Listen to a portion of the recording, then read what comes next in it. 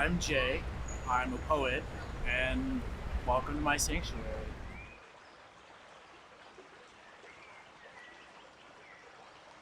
I had a dream maybe it's like 5 years ago now, that I was sitting in front of the Louvre in Paris writing poems for €2. And I woke up and I was like, right now Instagram sees a lot of my poetry, but I was like, what about for everyone else? And so I tried one day sitting out to see what it was like. And in the first day, the experiences of connecting with others and intimacy and closeness and I guess that C word, connection, were so palpable that I was like, this has to be it. Because I was a high school teacher at the time, I was getting my master's degree, I was very busy, and my life didn't lend itself to being able to do this kind of a thing.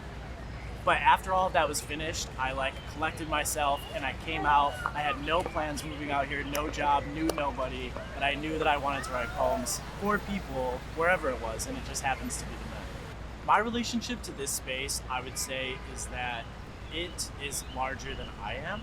I feel like a participant in the space rather than someone that's curating something, because every day when I show up, I have no idea what's going to happen. And obviously it's not like my space. People aren't coming to see me.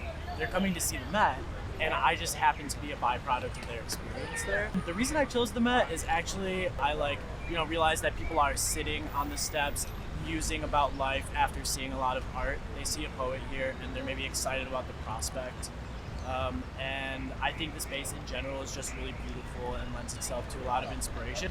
I would say it's really rewarding whenever somebody stops, they pause or take a second look, because some people know they want a poem, but some people walk past and you could tell they're contemplating. I think there's a shyness aspect. Definitely you're put on display by sitting in the middle of the street with me, but whenever they do address that shyness and come back and they're like, all right, I'm all in, here's X, Y, or Z about my life. I'm like, this experience almost didn't happen, and then it did, and I guess I'm just really grateful for that. Yeah. I think the most essential tool that I have is the sign, the Poems $2 sign. There was actually one night when my typewriter broke in the middle of writing a poem, and I had a line of other people waiting for poems, and I just broke out a pen and started writing them on paper, and I was just giving them away for free after that because I felt bad there was no typewriter. So I know that I can do this even without this machine. It's just without the sign, no one knows that I'm selling poems. So I think that's probably the most important tool. Somebody came up and she sat down and told me, I've actually been struggling with addiction my whole life. I've been in and out of rehabilitation homes, and right now I'm completely clean and I'm really grateful, and I'd like you to write a poem that's a letter from me to my past self, apologizing for what I put myself through, right? As she's sitting here telling me about this, and we're sort of having a conversation and I'm putting her poem together, another girl walks up and she says, my cousin just died yesterday of an overdose.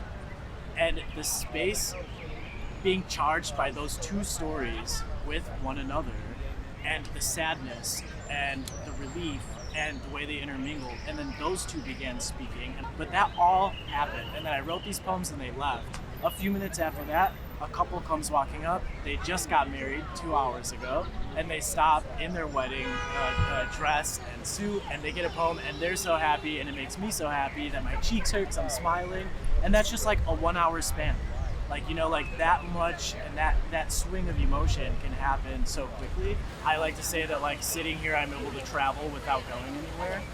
And so when you have somebody who's 13 years old visiting from Barcelona, and they have the same hopes or ailments or whatever as somebody who's 88 and she lives just down the street, I think over time I've realized that we're all very, very much one idea, one thought. We all want love, we all want connection, we all have issues, and they're not exclusive, to any specific part of the world. They're everywhere. I think it's super important to have space to create, whether it's private or public. Everybody wants to create. So if you have a space to do that and time in your day to do it, you're going to feel more like yourself. So yeah, I think that's it.